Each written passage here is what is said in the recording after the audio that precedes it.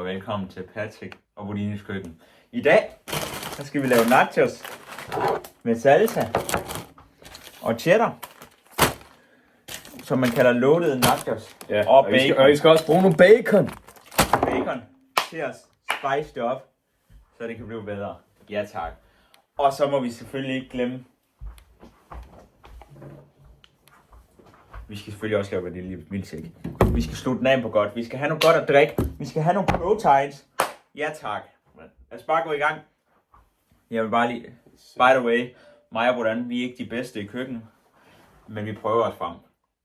Først, så tænker jeg, at vi starter med at putte det i airfryeren, for jeg tænker, at vi laver det i airfryeren. Og putte det i airfryeren har jeg brug for noget bagepapir. Ja.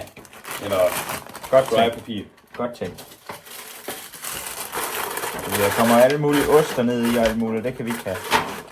Det her, det tager ikke så lang tid, men det er professionelt. Og jeg synes, folk derude skal lave det efter, når vi har lavet det. Fordi det er den bedste opskrift, der findes på jorden. Hvis du fylder en anden, hvordan, så kører jeg med den her. Vil vi se det? Se hvor lækkert det ser ud. Skal vi spice det op med en pakke ost i hver. Hold kæft, man, vi er fede, ikke også? Jeg kan ikke åbne. Fylder den op. Jeg kan ikke åbne. Så bruger vi kniven. Nej, jeg ved ikke helt, om vi bruger hele osten, men nu kører vi her i hvert fald. Husk, Gygge. Hvordan han skulle lige betale det. Hvor meget ost tænker vi i passende, hvordan?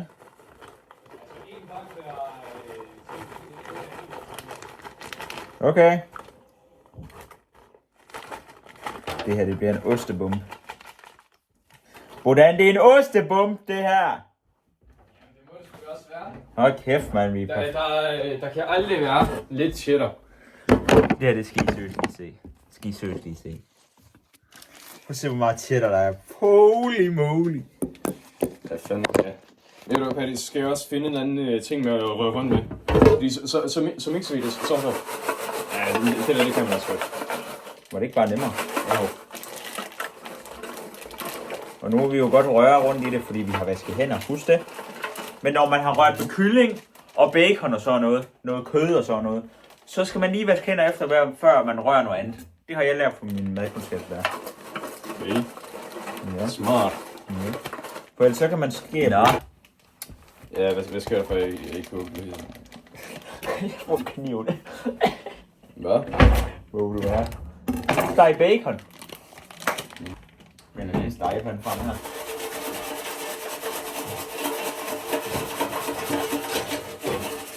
Den her, den er vist god til bacon, er den ikke? Jo. Så, hvad skal det her sige? Og vi skal ikke have noget smøring på det her, fordi der er allerede masser af, der kommer ind. Ja, der kommer sgu da masser fra bacon, ja. Bare derude, vi er ikke professionelle, men vi prøver. Vi kører milkshake. Holy.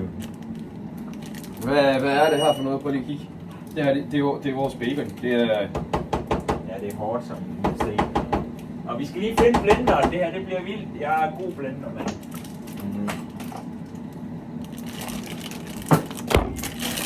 Så er der blender. Så nu skal jeg sætte med det...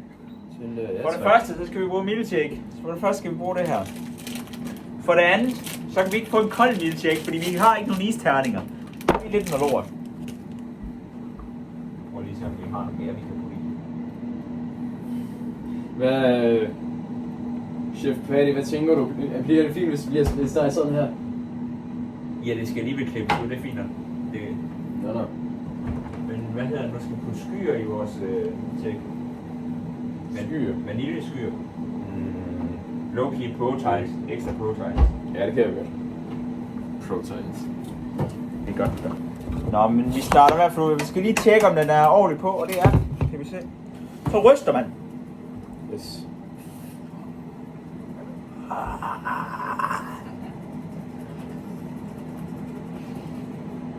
Så den er god. Jeg har faktisk aldrig smagt det her før. Det er lidt crazy sagt. Ja. Nå. Så kan vi se, hvordan det ser ud nu. Nej, det ser ikke færdigt ud. Det lugter ikke ganske skid. Nej, men cheddar i... Kan man drikke det her rent egentlig? Det Der står børn nydes koldt. Mhm. Okay, ved du hvad? Vi giver den sådan 2 minutter mere nu, eller hvad? Hvordan, jeg bliver nødt til at... Vi skal have nogle isterninger. Det går godt. Jeg kører hen i brusen. Nå. Har vi ikke nogen nede i fryseren? Jeg tror det ikke. For helvede. Venner, jeg kører lige i brusen. Jeg kommer igen. Ja, så må I nøjes med mig, venner. Ja. Sådan da. Og ved I hvad, indtil videre, der har vi kun noget skyr til.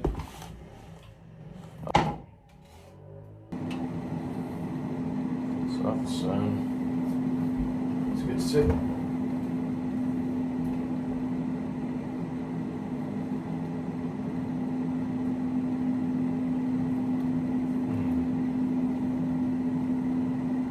Nå, ved I hvad, gutter? Jeg har fundet en ny ingrediens. Det kan også ske, at det ser lidt sindssygt ud, men vi kører med sådan kalette pålægtschokolade. Det kommer til at se interessant ud. Så. Hvad skal vi se, hvordan det ser ud i det her. Det her skyer. Skal man også åbne det så forsigtigt som muligt. Ja, tak.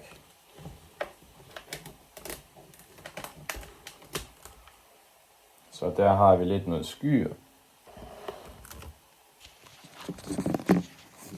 Lige her. Kan man se noget. Sådan her. Lidt noget skyer, lidt noget milkshake mix. Så skal det nok gå godt. Så. Så videre er det nok en god idé at rydde op. Så. Ja. Så det skal jo ikke.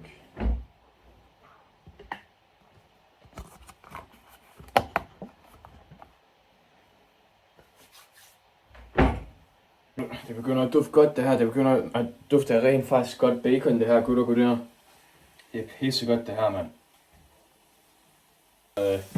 Det burde være godt. I gang. Så gutter. Det burde være perfekt. Så står der kraftedeme for nogle gamle damer derhen, der bare står i vejen, så man ikke kan komme i kø. Åh, helvede. Kæft, der er jo mange derhen. Mhm. Hvordan går det med maden? Altså, det går sgu meget fint med bacon. Og jeg er kommet med en sådan ordentlig forslag, synes jeg, til milkshake. Så er der sgu isterninger. Ja, så er der sgu isterninger, og så har jeg et forslag. Vi kan prøve. Ja. Vi skal have noget sirup i. Mhm. Sirup, det er lækkert. Det giver noget sødhed. I går, venner? I går. Har vi fået isterninger? Skal det ikke kraft? Det er jo koldt, det her.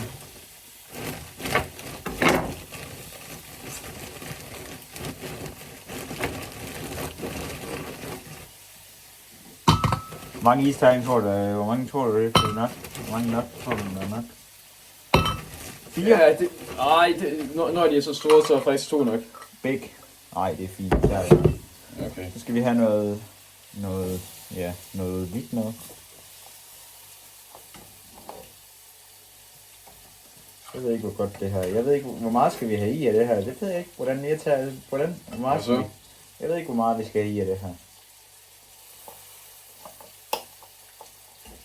Jeg tror, vi starter med det der. Mhm. Så skal vi have lidt pålægtschokolade. Det her, det er en milkshake. Jeg tror, den er god, den her. Det er første gang, vi laver den, men jeg tror, den bliver god. Hvor meget pålægtschokolade vi skal i, det ved jeg ikke. Hvordan i de her. Hvor meget pålægtschokolade tænker du, vi skal i? 3 stykker? 4 mindst. Mindst 4. Så gør vi det. Sådan der. Ja. Så skal vi have nogle skyer i. Skyer. Husk det, venner. Spis det om morgenen. Det har jeg hørt fra min mor. Og så er der altid sådan noget klam juice oppe i toppen. Klam? Ja. Nå, sådan noget. Ja. Det er lidt klamt, det her. Så skal man blande det rundt. For så trænger det ligesom sig ind i skyerne. Mm. Den er næsten lige åben, den her.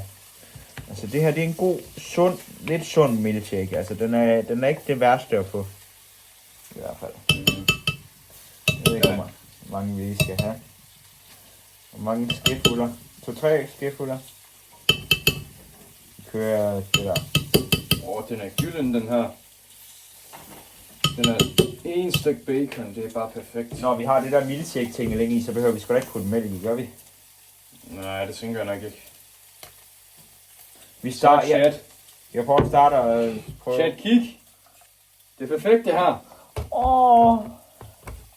Oh my god. Jeg har fået den første perfekte stykke. Husk, det skal ikke være råt i hvert fald, så dør vi. Hvad mener du godt? Ja. Rå. Ja. Der er i hvert fald noget af det, der gør stadig godt kan få en tur, kan jeg se. Ja. Nu prøver vi på milkshaken her og se, om det er nok. Altså, så må vi lave lidt mere. Stikker vi nok i stikkontakten. Skal vi prøve? Jeg er ikke sikker, om det her det går. Er I klar?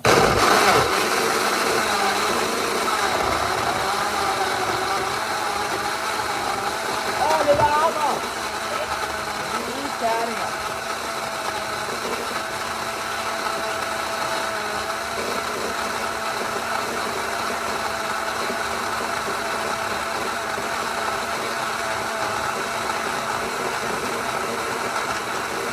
Nå.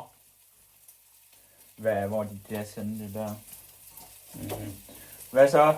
Er det hyggeligt det her? Mig og hvordan vi hygger os i hvert fald. Ja, fanden med det. Hvordan han kører med bacon. Hvorfor er det steget så varmt? Hvad skal jeg måske sende på den her? Hvor er det?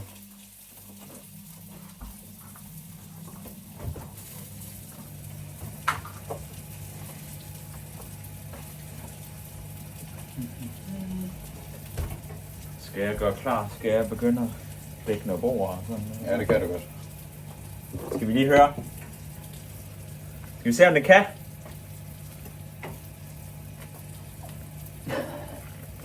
Skal jeg prøve? Det er godt så. Nej, den siger bare ikke den der lyd, som den skal. Hvad? Den skal ikke den der kokke-lyd. Nå. Nej, okay. Nej, jeg kan ikke sige, hvad fanden lyden skal være. Ej, okay, jeg kan sgu ikke gøre det. Jeg kan sgu ikke lave den der lyd her. Vi skal have 2 gule suger her. Ja. Og så prøv noget at se, jeg har noget sejt, jeg har lært her.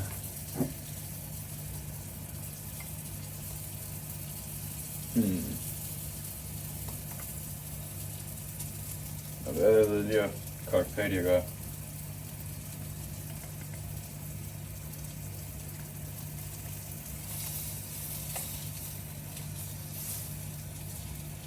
Prøv at se det her.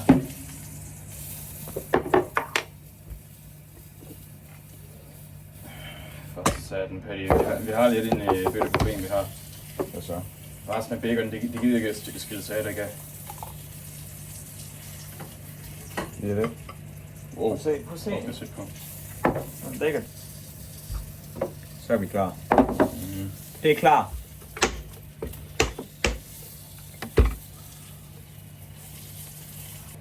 Prøv at se, hvor godt det ser ud, det her.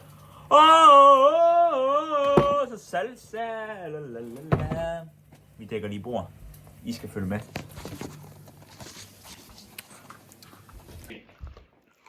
Det kan godt være, at vi skal lige have luftet lidt ud. Jeg kan se, at det her det bliver snart røget til. Ja, det er rigtigt.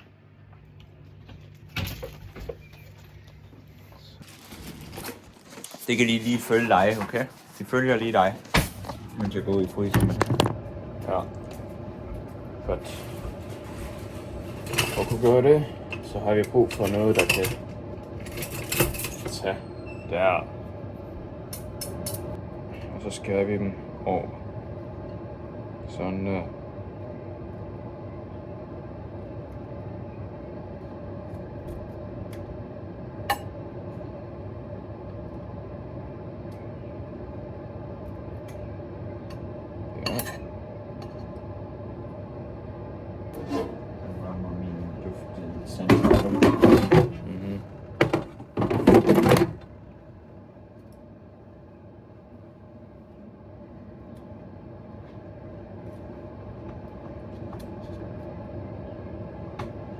Den er bare. Vi har en ske. I skal selvfølgelig med.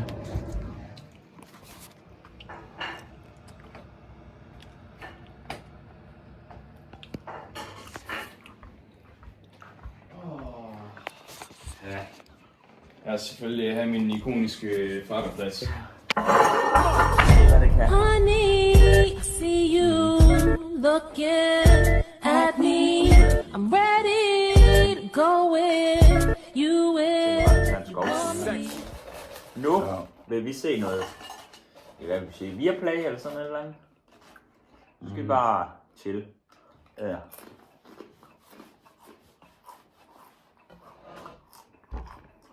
er nogle salt. Okay, jeg kan sgu i hvert fald sige, at det er sygt, det her. Hvad? Den her milkshake, den er sat med syg. Det kan jeg sige dig. Den er tyk, Ja. men den er også god. Ja. Det er den da.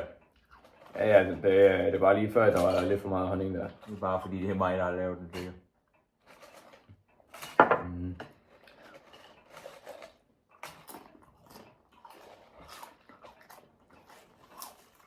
Så.